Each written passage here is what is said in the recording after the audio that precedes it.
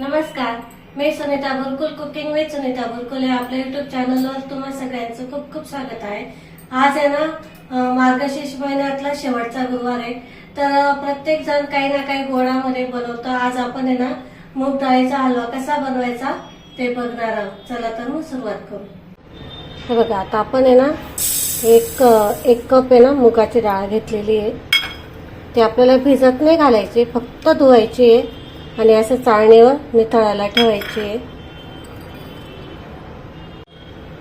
हे बघा, तर ही आहे ना छान अशी धुवून घ्यायची आपल्याला।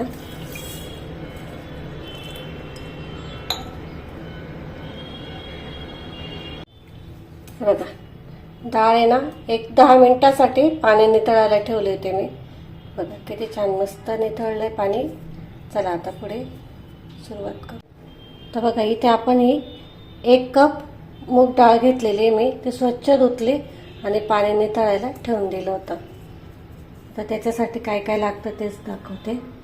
इथे मी 2 मोठे चमचे रवा घेतलेला आहे, 1 चमचा बेसन पीठ घेतलेलं आहे, अर्धा वाटी तूप घेतलेलं आहे। ज्या वाटीने मी डाळ मोजून घेतली त्याच वाटीने अर्धा वाटी तूप घेतलेलं आहे, अर्धा वाटी साखर, काही हे आपल्याला ड्रायफ्रूट घ्यायचे, हे तुम्हाला टाकू वाटले तर टाका, नाही टाकले तरी चालतात। आणि इलायची घेतलेली आहे। आणि याच्यासाठी आपल्याला ज्या वाटीने आपण डाळ मोजून घेतली त्याच वाटीने 2.5 कप पाणी घ्यायचे। हे बघा, आता इथे ना मी ही डाळ आहे ना भाजायला ठेवते। हे बघा, मस्त छान अशी मंद आचेवर आपल्याला ही डाळ भाजून घ्यायची आहे। जेवढी डाळ छान भाजाल तुम्ही तेवढा मस्त असा हलवा म्हणा किंवा शिरा म्हणा खूप छान बनतो। फक्त डाळ छान भाजल्या गेली पाहिजे आणि ती मंद आचेवरच भाजायची। हे बघा, असं आहे ना एकदम छान असं मंद आचेवरच आपल्याला ही डाळ आहे ना भाजून घ्यायची आहे। हे बघा, अजून भरपूर टाइम लागलेला, जवळजवळ 7 ते 8 मिनिटं लागतात डाळ भाजायला। पण जेवढी डाळ तुम्ही मंद आचेवर भाजताल ना तेवढा हा जो तुमचा हलवा आहे ना खूप छान टेस्टी बनतो, दाणेदार बनतो। आणि मेन म्हणजे आपल्याला इथे डाळ आहे ना भिजत घालायची गरज नाही पडत, खूप छान बनतो। मग चवीला तर एकदम भारी लागतो।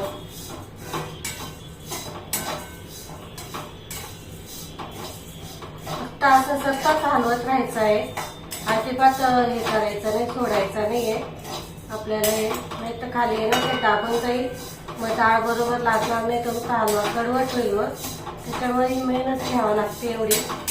फक्त मंद आचेवर डाळ छान भाजली ना मग तुमचा हलवा एकदम मस्त टेस्टी बनतो। हे बघा, थोडे अजून भाजू घेऊ आपण।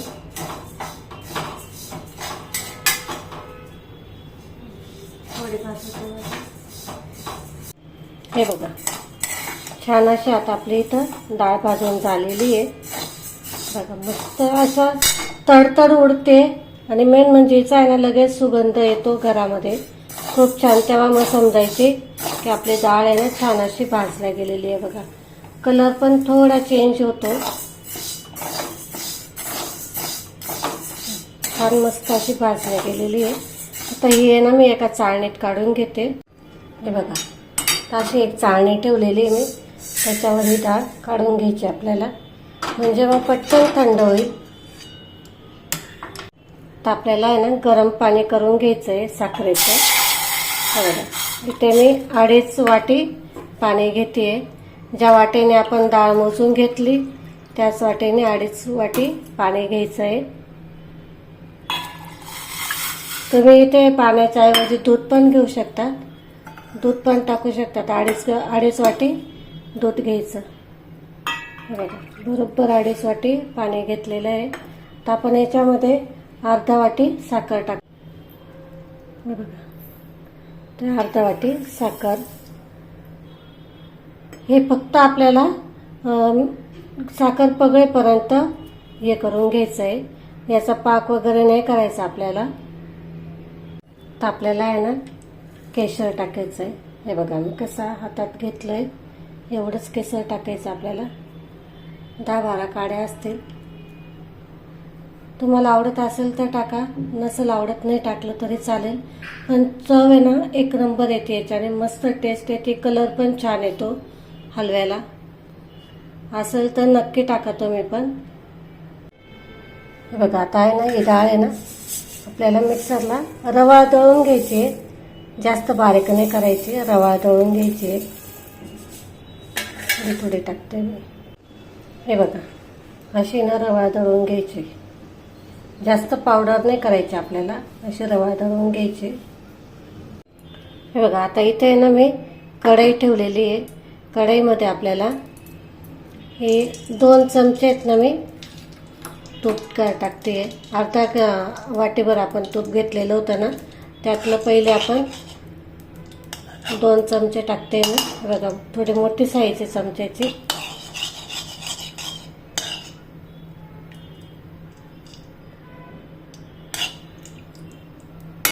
तर आपण यामध्ये 1 चमचा बेसन घेतलेलं होतं ते टाकायचं आणि 2 चमचे रवा घेतलेला होता मी. ते छान भाजून घ्यायचं आहे, मंद आचेवर भाजायचं आहे. हे बघा छान असं मंद आचेवरच भाजायचं आपल्याला.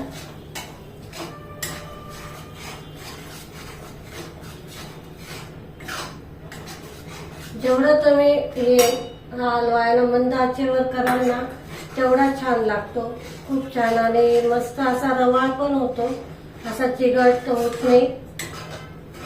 मंद आचेवर भाजायची थोडी तकलीफ होते पण छान होतं. आणि मेन म्हणजे हा हलवा कमीत कमी 4 ते 5 दिवस टिकतो, खराब होत नाही हा हलवा. छान असा मंद आचेवर आपल्याला बेसन पीठ आणि रवा भाजून घ्यायचा आहे. हे बघा छान असा इथे आता रवा आणि बेसन मस्त भाजला गेलेला आहे. बघू शकतात कलर पण थोडा वेगळा झालाय, असं चॉकलेटी कलर आलेला आहे त्याला. तर आपण यामध्ये हे जे आपण डाळ दळून घेतलेली आहे ना ती टाकून घ्यायची आहे. बघा अशी रवा दळायची, जास्त बारीक नाही करायची आणि जास्त जाड पण नाही ठेवायची. तर हे आपण याच्यामध्ये टाकून घेऊ.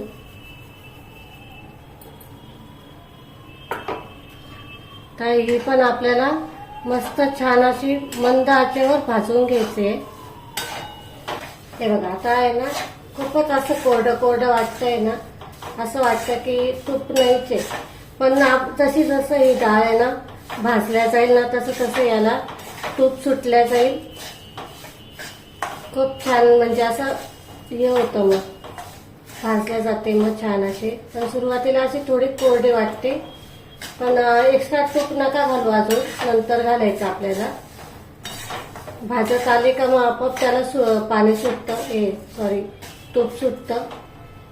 तुम्हाला दिसत असेल आता थोडंसं सुटू राहिलं अजून. आपल्याला अजून भाजायची ही मस्त छान असं तूप सुटेपर्यंत छान भाजून घ्यायचंय. मंद आचेवरच भाजा ही डाळ, मोठे आच अजिबात करू नका. हे बघा आतापासूनच बघा कसं मस्त रवा आलेलं आहे. बघा मस्त रवा आहे.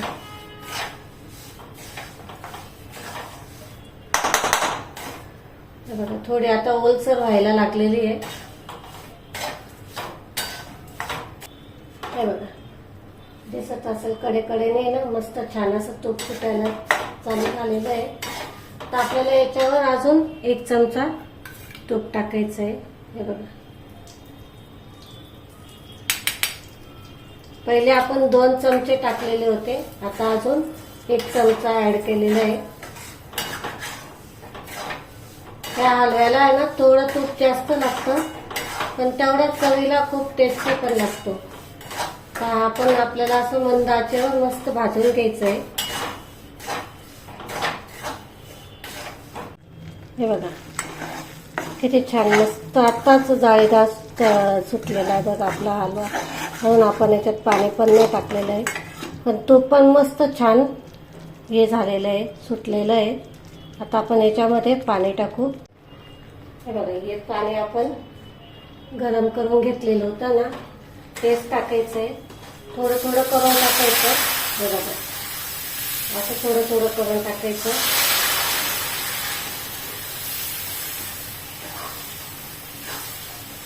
छान असा रवा तयार होतो ना आपला हलवा.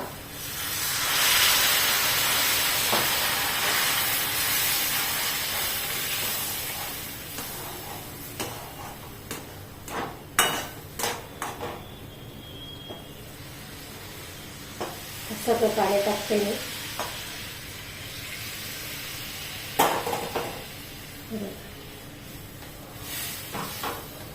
हा छान एकजीव करून घ्यायचा आहे.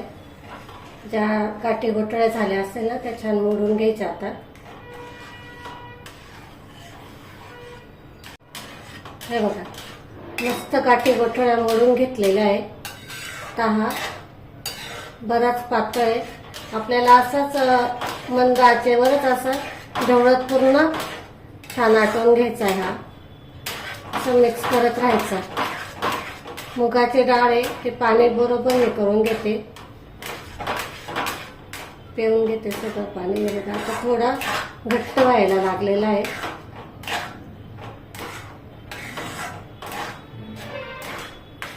हे बघा आता मस्त छान झालेला आहे. हे बघा कढईपासून एकदम वेगळा झालेला आहे. बघू शकता ते बघा तूप पण सुटायला लागलंय त्याला. हे बघा मस्त तूप सुटू राहिलं. आता आपण आहे ना 1-2 मिनिटासाठी ना याला झाकून ठेवू.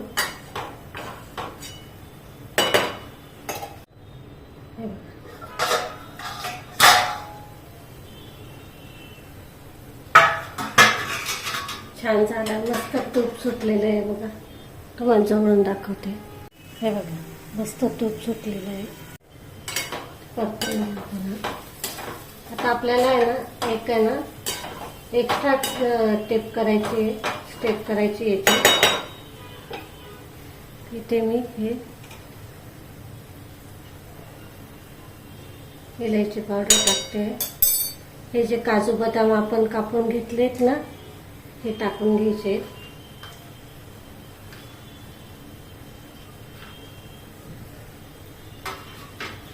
तर आपण हे जे अर्धा वाटी तूप घेतलेलं होतं हे छान आता कडकडीत तापवून घ्यायचं आपल्याला.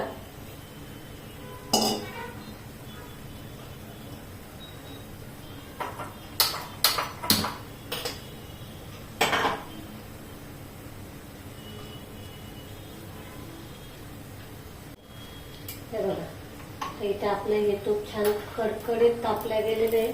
हे आता आपल्याला याच्यावर टाकून घ्यायचंय काजू बदाम. बघा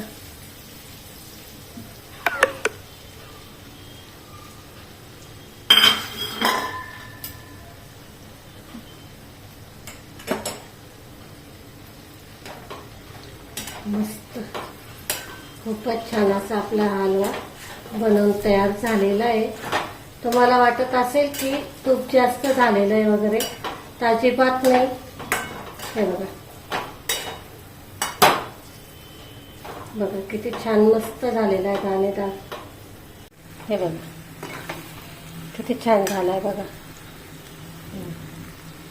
मस्त झालेला आहे.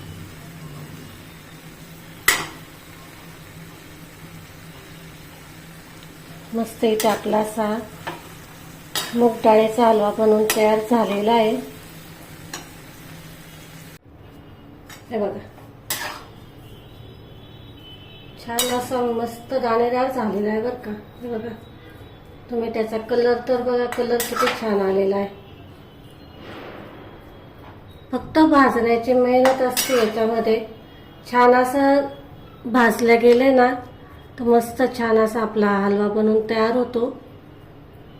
डाळ छान भाजायची आणि योग्य प्रमाण मी इथे दाखवलेलं आहे, तुम्हाला सांगितलेलं आहे ते प्रमाण वापरून मस्त असा दाणेदार तुम्ही पण हा हलवा बनवू शकतात. बघा आता मी याच्यावर आहे ना हे जे घेतलेले आहे ना आपण पिस्ते ते टाकते. असे किसून टाकायचं छान दिसतात.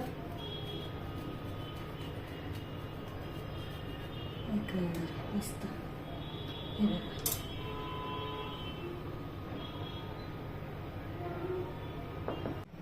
बघा इथे खूप छान टेस्टी असा दाणेदार हलवा बनवून तयार आहे. कलर पण अप्रतिम आलेला आहे, मस्त. इथे काय मी तुम्हाला टिप्स सांगितल्या आहेत त्या पण तुम्ही नक्की फॉलो करा, म्हणजे तुमचा पण हा हलवा मस्त असा दाणेदार बनवून तयार होईल.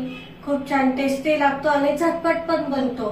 तर तुम्हाला व्हिडिओ आवडला असेल तर लाईक, शेअर आणि सबस्क्राईब करायला अजिबात विसरू नका. आपण अशाच नवनवीन रेसिपींसोबत पुन्हा भेटू. तोपर्यंत नमस्कार.